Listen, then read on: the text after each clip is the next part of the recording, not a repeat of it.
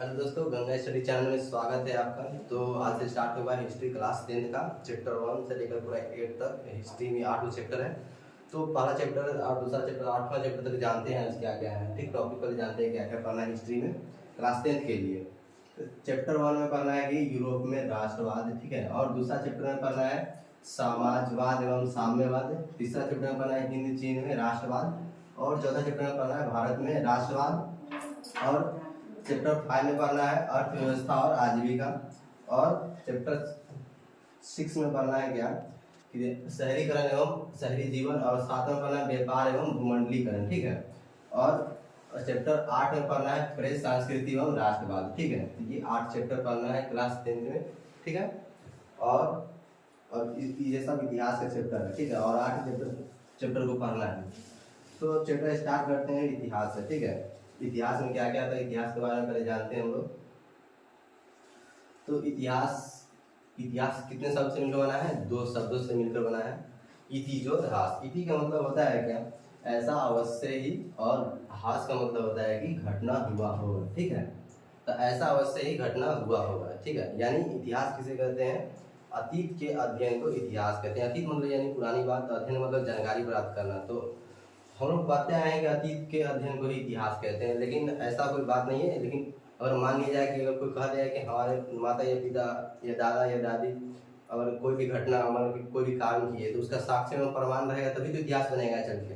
तो इतिहास उसके लिए ठीक है जिसके लिए मतलब तथ्य एवं प्रमाण के आधार पर, किसके आधार पर? तथ्य और एवं प्रमाण के आधार पर इतिहासकारों के द्वारा बीती हुई घटना को फिर से उजागर करना है क्या कहलाता है? इतिहास कहलाता है। इतिहासकार उसको बोलते हैं जो इतिहास के बारे में जानकारी इकट्ठा करना, ठीक है। या इतिहास के बारे में बहुत नॉलेज जिसके पास होता है, इतिहास के बारे में खोज करता है पुरानी बातें सबको, ठीक है। तो मतलब इतिहासकार मतलब कि नया डिफिनेशन है, मतलब कि हम लोग पढ़ते आए हैं 6ठा से लेकर पूरा 8वां तक।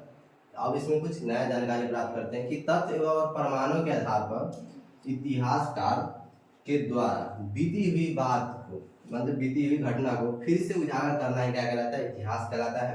और इतिहास के पिता का नाम है हेरोडोटस। इतिहास के पिता का क्या नाम है? हेरोडोटस नाम है, ठीक है। और जो कहाँ के निवासी थे? यूनान देश के निवासी थे, ठीक है। और इन्होंने संपूर्ण विश्व यानी कि सभी विश्व मतलब कि इतिहास के बारे में जानकारी प्रस्तुत किए थे, ठीक है। जानकारी को प्रस्तुत किए थे। जबकि जम्मू कश्मीर में इतिहास के बारे में कल्हन की प्रसिद्धि रचना राजतरंगिणी से मिलती है, ठीक है। जम्मू कश्मीर के इतिहास के बारे में प्रसिद्ध रचना राजतरंगिणी की मिलती है, ठीक है। और एक इतिहासकार है जिनका नाम है डॉक्टर एस कृष्ण के अनुसार, डॉक्टर एस कृष्ण नवन के अनुसार, ठीक है। इनका परिभाषा है, इतिहास का परिभाषा क्या है? इतिहास का परिभाषा डॉक्टर एस कृष्ण नवन के अनुसार मतलब इतिहास जो है अतीत और वर्तमान के बीच निरंतर चलने रहने वाला विषय है, ठीक है। इतिहास क्या रहता है कि हमेशा चलते रहने वाला विषय है, ठीक है। तो ये बता दिए थे कि अतीत, वर्तमान और भविष्य। अतीत, वर्तमान और भविष्य। अतीत मतलब कि जो बीत चुका है। अतीत मतलब क्या है? जो बीत चुका है। और वर्तमान मतलब कि जो गुजर रहा है। और भविष्य जो आने वाला है, ठीक है। इतना तो सभी लोग जानते हैं। तो आगे देखते हैं यूरोप में राष्ट्रवाद। आज से यहाँ से फर्स्ट चैप्टर स्टार्ट है, यूरोप में राष्ट्रवाद। ऐसे तो महाद्वीप की संख्या कितने हैं? 7 है, लेकिन हम लोग को पढ़ना है यूरोप महादेश के बारे में, ठीक है। तो वैसे हम लोग रहते हैं एशिया महादेश में, लेकिन पढ़ना है किसके बारे में? यूरोप में राष्ट्रवाद, ये चैप्टर है, ठीक है। अब राष्ट्रवाद क्या होता है? राष्ट्र क्या होता है? राष्ट्र यानी कि देश, ठीक है। और राष्ट्रवाद क्या होता है? अपने देश के प्रति प्रेम, स्नेह, लगाव, गर्व करना, ये सब क्या है? इतिहास है, ठीक है। और ये आसान से परिभाषा दिए थे अर्नेस्ट रेनर और एक और इतिहासकार है जिसका नाम है फ्रेडरिक सोल्यू, जो चित्र एवं झंडा के माध्यम से वो अपना क्रांतिकारी करा रहे थे। कहाँ पे? राष्ट्रवाद फैलाने का कार्य कर रहे थे। और राष्ट्रवाद क्या है? राष्ट्रवाद एक ऐसी सामाजिक परिकल्पना है जिसमें किसी भी छोरों में अहम योगदान होती है, अर्थात किसी भी देश का विकास करना ही क्या कहलाता है? इतिहास, राष्ट्रवाद कहलाता है, ठीक है। किसी भी देश का विकास करना ही क्या कहलाता है? राष्ट्रवाद कहलाता है। राष्ट्रवाद का विकास 19वीं शताब्दी में यूरोप में हुआ था, ठीक है। राष्ट्रवाद का विकास यूरोप में हुआ था 19वीं शताब्दी में, ठीक है। और आगे देखते हैं।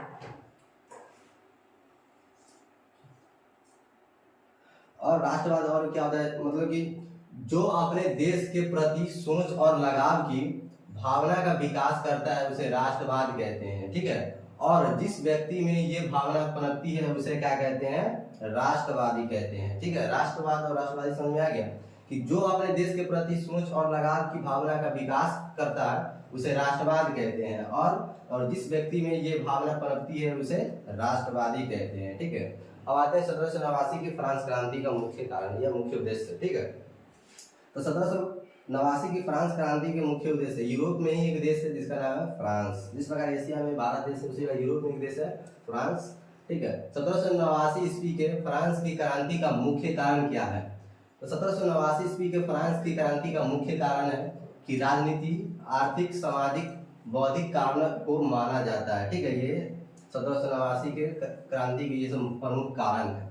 और फ्रांस की क्रांति के समय निरंकुशवादी शासक लुई 16वां था और इसके काल में भ्रष्टाचार का बोलबाला था और सभी प्रदेशों की आर्थिक स्थिति खराब थी, जबकि पादरी एवं कुलीन वर्ग की स्थिति अच्छी थी। और इस क्रांति के मार्ग को वॉल्टेयर, रूसो तथा मॉन्टेस्क्यू ने आगे बढ़ाया था, ठीक है। इसका मतलब ये कि राष्ट्रवाद कि भ्रष्टाचार का बोलबाला, मतलब कि बहुत मतलब कि प्रजा के प्रति इतना अत्याचार कर रहा था, क्या मतलब लुई 16वां जो था, लुई 16वां वो कौन सी वंश का था, बोर्बो वंश के था, ठीक है। बहुत अत्याचार करता था अपने प्रजा पर, ठीक है। और आगे देखते हैं 1789 ईस्वी के फ्रांस क्रांति के बाद किए गए मुख्य कार्य क्या था। 1789 जो फ्रांस क्रांति हुआ था उसके बाद क्या क्या काम हुआ था, ठीक है। उसके फ्रांस की क्रांति के बाद 1789 ईस्वी के फ्रांस की क्रांति के बाद बहुत सारे सकारात्मक काम किए गए हैं, जैसे कि नेशनल असेंबली की स्थापना की गई थी। कौन सी? नेशनल असेंबली की स्थापना की गई थी और नया संविधान बनाया गया। जब भी कोई देश के प्रति कुछ भी मतलब युद्ध होता है तो उसके फिर से नया नया कानून बनाया जाता है। जो कानून खत्म हो जाता है, मतलब जो कानून चल रहा था उसको समाप्त करके फिर से नया कानून बनाया जाता है। अगर अच्छा होता तो वही कानून रखा जाता है या फिर उसको रिटायरमेंट कर जाता है उस कानून को। तो वही नया नया कानून बना था जिसका नाम है कानून का क्या क्या कानून बना था। नेशनल असेंबली की स्थापना की गई थी और सभी को समान अधिकार दिलाया था और नया संविधान बनाया गया था और सभी को समान अधिकार दिया गया और उसका सामंती व्यवस्था को समाप्त कर दिया गया था, ठीक है। और आंतरिक मतलब कि आयात निर्यात कर को समाप्त कर दिया गया। आयात निर्यात मतलब कि जैसे माने कि फ्रांस देश है, ठीक है। इसके आगे पीछे बहुत सारे राज्य जो थे उस मतलब कि यहाँ से यहाँ और यहाँ से यहाँ, मतलब जगह जगह पर क्या लिया जाता, टैक्स लिया जाता था। उसको आयात निर्यात में टैक्स लिया जाता, उसको क्या कर दिया, वो समाप्त कर दिया गया था। और नाप तौल की समान पद्धति को अपनाया गया और फ्रेंच भाषा को राष्ट्रभाषा का दर्जा दिया गया। मतलब फ्रांस में अनेक भाषा बोले जाते थे और एक भाषा बुला दिया गया, क्योंकि फ्रांस में केवल फ्रेंच भाषा बोला जाएगा, ठीक है। और 8वां में क्या है, 8वां कानून क्या है कि अपना एक अलग राष्ट्रगान बनाया। जिस प्रकार हम लोग भारत देश में एक राष्ट्रगान है उसी प्रकार फ्रांस का भी एक अपना राष्ट्रगान बनाया गया अलग से, ठीक है। और सामंतवाद 12 शब्द आया था। सामंतवाद क्या है, तो आगे भी सामंतवाद के बारे में बताते हैं कि सामंतवाद क्या है, ठीक है। तो वैसी शासन प्रणाली जिसमें सामंतों या जमींदारों को किसानों से ज्यादा अधिकार दिया जाता है जिसे सामंतवाद कहते हैं। मतलब क्या कि जमींदारों को, ठीक है, किसानों से ज्यादा अधिकार दिया जाता था जिसे क्या कहते हैं, सामंतवाद कहते हैं, ठीक है।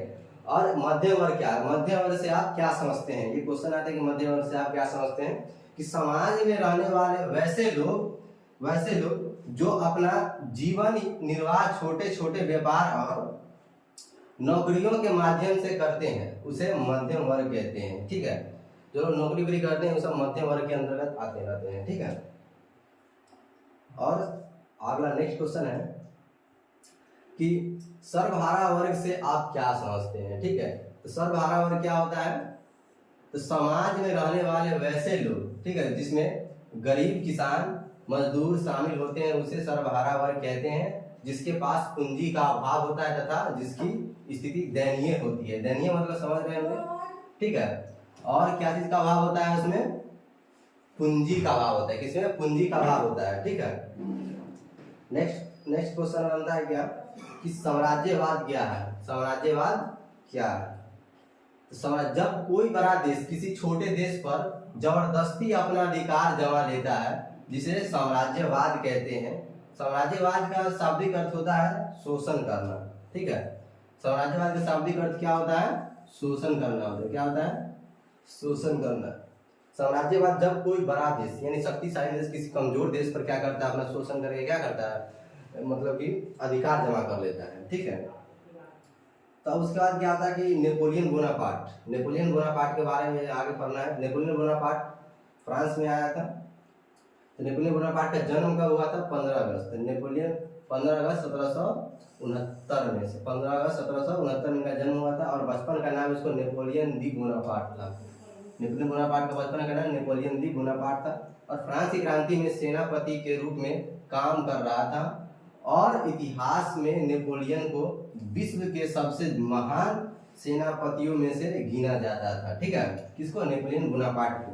और 1789 ईस्वी में फ्रांस की राजनीति में प्रवेश किया था। 1789 ईस्वी में फ्रांस की राजनीति में प्रवेश किया था। और 18 मई 1804 ईस्वी को वह सम्राट बन गया था और अपना एक अलग कानून बनाया जिसे नेपोलियन संविधान कहा जाता था। नेपोलियन संविधान के नाम से जाना गया नेपोलियन कोड। ठीक है, और नेपोलियन के द्वारा किए गए काम, नेपोलियन के द्वारा किए गए काम क्या क्या था वो देखते हैं। नेपोलियन के द्वारा किए गए काम क्या है? या राष्ट्रवाद के प्रसार में योगदान। ठीक है, विशेषाधिकार को समाप्त कर दिया। ठीक है, उसका यातायात मतलब यातायात के साधन की सुगम और सस्ता कर दिया। यातायात के साधन को और संचार व्यवस्था को अच्छा और सुगम कर दिया। और आर्थिक असमानता को दूर करने का प्रयास किया। और सामंती व्यवस्था को समाप्त किया। और सभी नागरिकों के लिए एक समान कानून बनाया। और शिक्षा में सुधार किया था। शिक्षा को अवश्य शिक्षा पर हमेशा ध्यान दिया था ये नेपोलियन बोनापार्ट। ठीक है, तो इतना ही समझते हैं और अगले के लिए कल के लिए। ठीक है।